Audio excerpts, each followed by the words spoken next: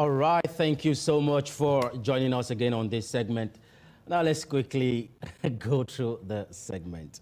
Actor Segun Alile is already here with us, and we'll be looking at building a stable society through a healthy family. Actor Segun Alile, welcome to TMI.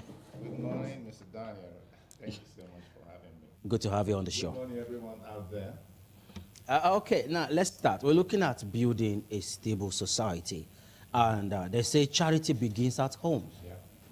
If there's problem at home, then certainly the community and the society at large will have serious crisis. Yes.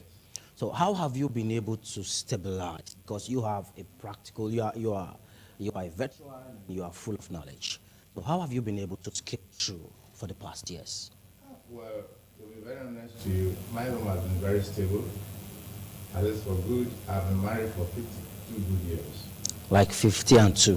52 good years, yes. And as a musician, as a professional, I believe in my family. My family comes first before any other thing. And again, I've never done any other business outside music ever since I left school. So my home is stable, and what transpires in my home is transparency. We don't have secrets in my home. We don't have grudges. We do things the way we think, though we do have differences. Okay. I was actually going Within there. a few seconds, music takes us off the shelf. So music has always A been lot of things to do. a meeting point Of course, for yes. the family. Yes. Now, for those who are not really musically inclined, how can they now balance the family? Very good question. Actually, as a married person, learn to trust yourself. It is when you don't trust yourself, you won't trust your wife. But if you trust yourself, you have a trust in yourself, you learn to trust people. For example, if I ask you for some money now, you give me, say, this money is 10,000. I'll just put it in my pocket. Because I know you have counted it. It's because you trust yourself, that's why you give it to me. But for me to start counting into your prayer, I will not do it. So this is exactly what happens in the home. When you have your wife, it is what you do with your wife that your children will copy. Okay. When there is that trust between both parties, there can hardly be any problem. As far as I'm concerned, we don't have a third party. For the past 52 years, nobody has ever come to say they want to settle me and my wife. No, we don't have anything like that. We don't have such records. No third party interference. No. See, let me tell you. Discuss with me. Don't discuss my wife. Oh, really? Discuss with me as actor Segun Alile. Keep my family out of it. If you ask me a question now, phone madam at home, ask her the same question, she will give you the same answer I give. We share common purse. We do things alike. Sometimes I want to say something. She will say that's exactly what she wanted to say. So over time, your spirit and your We mindset. work together. We play music together. We do everything together. So now you are a successful musician, Yes. successful in your field, Yes. and of course you are an elder statesman. Thank you. Now, looking at the politics currently, we have people who are of your age and they are still running for presidency. Thank you. Can I just tell you the truth? Tell me. My friends and my brothers and my sisters and my people out there, fellow Nigerians, wherever you are, I beg of you, if you are above 70, go and stay with your grandchildren at home and leverage on what you have done in the past. I, Actor Segun Alile, I'm talking here now. What are you doing at the corridors of power after 70? Bros, let us be sincere to ourselves. No, like it's amazing. Yeah. At the moment, I live a very quiet life. Okay. I don't socialize. I don't run around anything. What I'm after is I sit down, create some, a project in the business I do, which is music. For me to now say somebody have appointed me minister of this at this age, at 74, I should be running around. I mean, you are insulting me. So those who felt that they are above 70, please stay at home. Quit out of the corridors of power. I mean, let us. Okay, if our president can tell us that he's old, at times he doesn't know whether his minister didn't go to somewhere. That goes to tell you that something is wrong somewhere. So age too has to do with age has to do with the office. By the time this guy wanted to be president, he didn't win election. You don't call old thing before the thing reach in hand. And the thing is telling on him. We should learn from there as well. I am Shegun Alile. That's true. And as I tell you, my dear, I resigned from public performance in the year 2020. People say, why? I said, no. One madam was asking me just and say, where your card? And I said, card of waiting. You can't engage me. I don't play anywhere. So no complimentary card. I don't even. Why do you want my card for what? You want to patronize me? No, I don't need patronage. So is it that you've duplicated yourself in other persons? See, my children, I have 5 kids. Some are in diaspora, some are into music, but they are graduates, right? Okay. I can tell you categorically, the one in Melbourne is doing very well. He's an engineer. The one in what do you call it? Finland, she's a doctor. Wow. She knows how to play the guitar. The one that is senior to her, that's the Miriam Light Alile. Okay. You see her on Facebook. Yeah. She's a guitarist. She has her own band. She's going to play in London. She's back. She was given 6 months visa. At the expiration of her visa, I said, come home. People say, why? Why? Let her stay there to be doing what? You see, we face policy. We must follow the law. My own daughter cannot be hiding, in a country. So that is why, you see, we have our own integrity to maintain. Okay. Now talking about integrity, it could be that you've been able to instill this level of discipline in your children. Now, there's this saying that it's not only the person who actually gave birth to children that actually have a right over them. But back here in our country, mostly from this where we came from, it's difficult for you to correct young ones. And things are really good at times. Start correcting it. Listen, Mr. DPO, you have come again. I need to put one for my mouth too. This is a country, when General Buhari was head of state, I'm talking about 42 years ago, he inaugurated war against indiscipline in this country. And he said, at that time, if you go to the bank, you see people fighting, but they don't even know how to queue. So they imbibe this queueness and doing things orderly into us. That was when Buhari asked for marching song for school children across the country. So Radio Nigeria announced that any interested Nigerian should put in their own... should file in what they have on ground. File in what they had. At that time, I wrote a song and I sent it to White Secretariat in Lagos. When I got there, I think 2 weeks later I was invited by one Mr. Norway. So I got there, he said, Actor Alile, your music has been selected by the Ministerial Advisory Committee on Why. And such, you have to give us a copy, provided it doesn't put any financial obligation on us. So the letter I said, 42 years old letter, is still with me. I saw it when you came in. Now, this song, let me just play a little of it. Okay. Yeah. I just need this thing.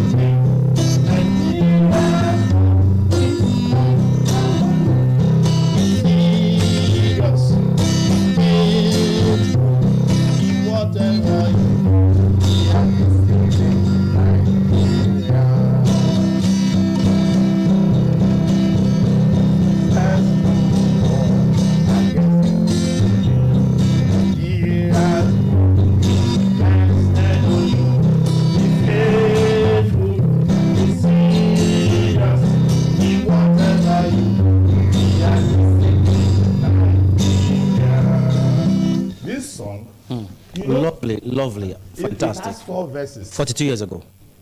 It has 4 verses. Okay. Now, when the children sing national anthem at a standstill position, they're supposed to be a marching song that will usher them to the reminding them club. of how to live their life. Okay. Marching song to the... Okay, imagine a child who sings about indiscipline every morning. Ask me. That is why our society, the moral decadence in our society today has gone. So where did we miss it? We have to start from somewhere now. So I was so happy when they say our executive governor of the state, Mr. Governor Obaseki, is trying to launch war against indiscipline. Okay, in the state. Yeah, in the state. So I was so happy. I had it over on your station. Okay. So have packaged something to make it work. I work for this country. It's not today. I started it since it. You can imagine this song was written in 1985. And it's still fresh and still have meaning.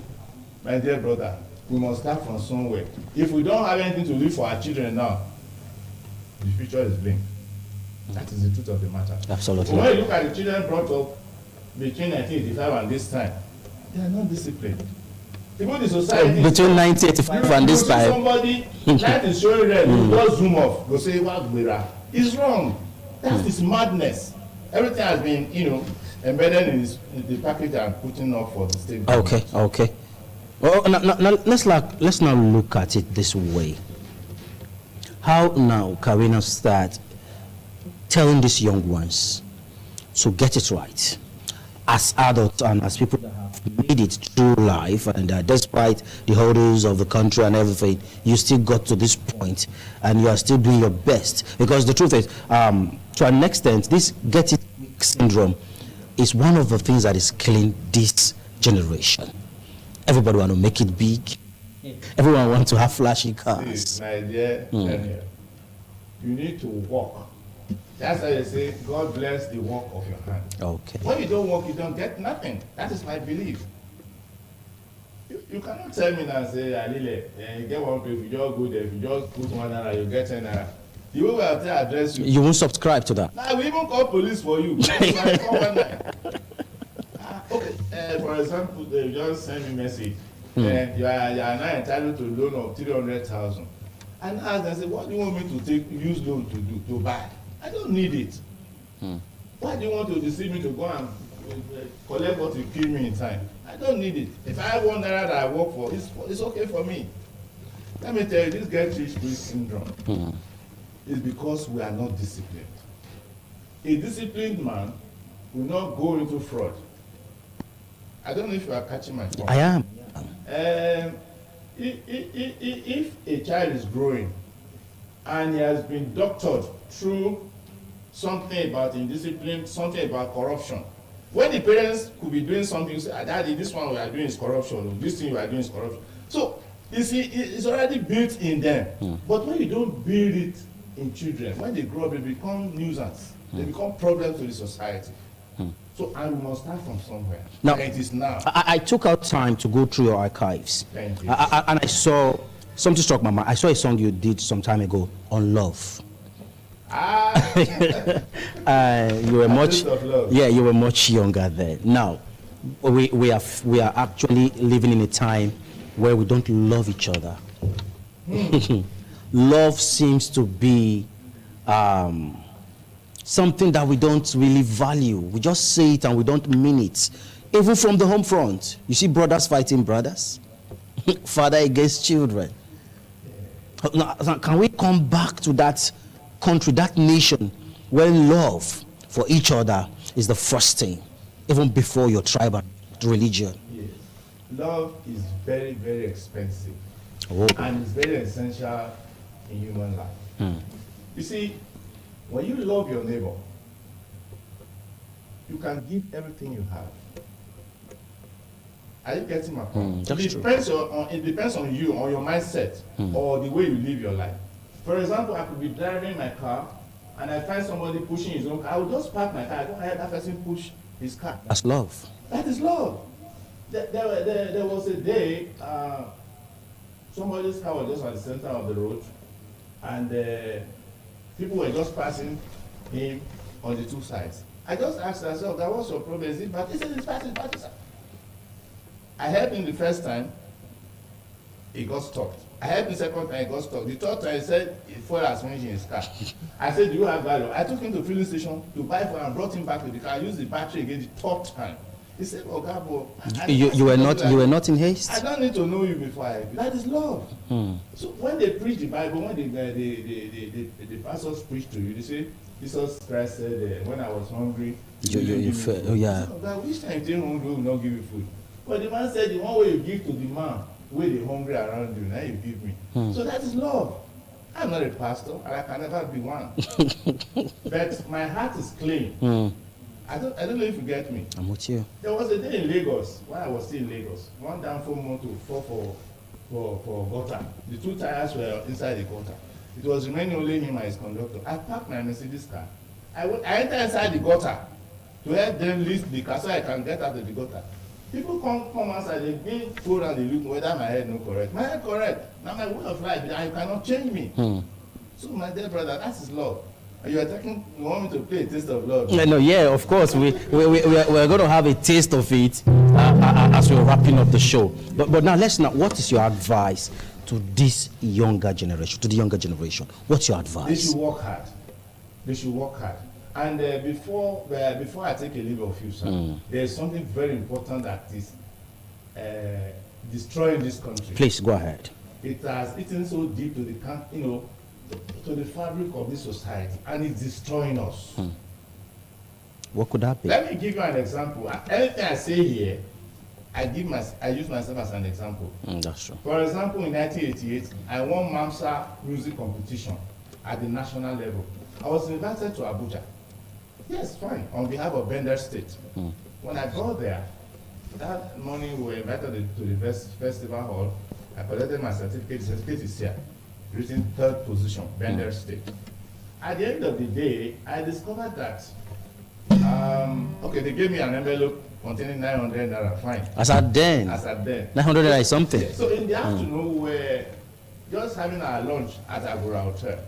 In Abuja? Yes, in Abuja. Then Balamila was sitting by my side. My wife was sitting by my side on the other side. So I asked for a bottle of champagne. The service was trying to be reluctant. I said, give me the federal government money. Why are you?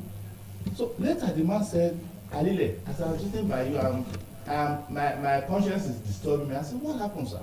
He said, no, he said he's feeling very, very uncomfortable. I said, what happened? He said it was your music that came first. But we gave first to a Sokoto headmaster. At the point of selection. At the point of selection. Yes. They gave first to Sokoto headmaster who wrote a poem, not a song. Then they gave second to an Enugu dancer who never wrote anything. Say, but they gave 3rd position to me because I came from a minority state. Ogatinka now. And we say we are one Nigeria. Where is the one Nigeria? Can we continue like this? The man said it's quota system that affected me. Let us think about this thing. Let this country move forward, please. We don't need all those obnoxious laws and things that can bring some. You give first to somebody who did not do anything. So 2 weeks later, Dr. Jerry Kana invited me to Abuja that they want to perfect my MAMSA song as a national whatever. I was already biased. You accepted? I went there. When I got to his office, I'm happy Professor Jerry Kana is still alive. I'm lying. He is. But you don't lie on this station. This is where you talk the truth. Of course. That's why I can come here. Otherwise, I don't attend any interview. So when I got to his office, he said, yes, Alile, we want to perfect that your MAMSA song now so that it can be a national song for the country. I said, okay, how much are you going to pay me? So you're not monetizing? Yeah, because I've been biased. He said 5,000. I just dropped the paper on the table and I walked away.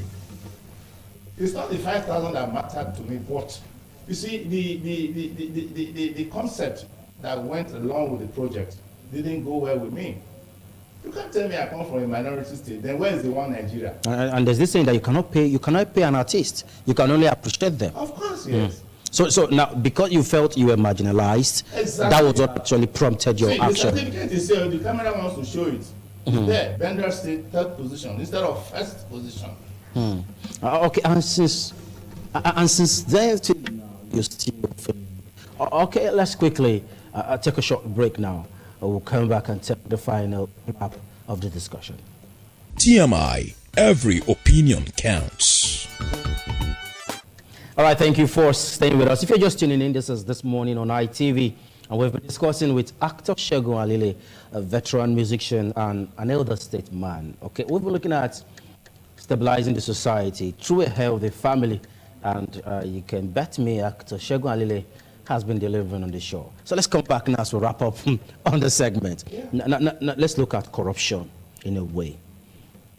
The Drug Law Enforcement Agency, they are doing well with the current chairman, Buba Marwa. He's doing his best to ensure that we get our society rid of drugs. Now, what do you think could be the best way My dear to arrest drug thank you for abuse? this question. I want to appreciate you. All right. You mentioned, first of all, corruption.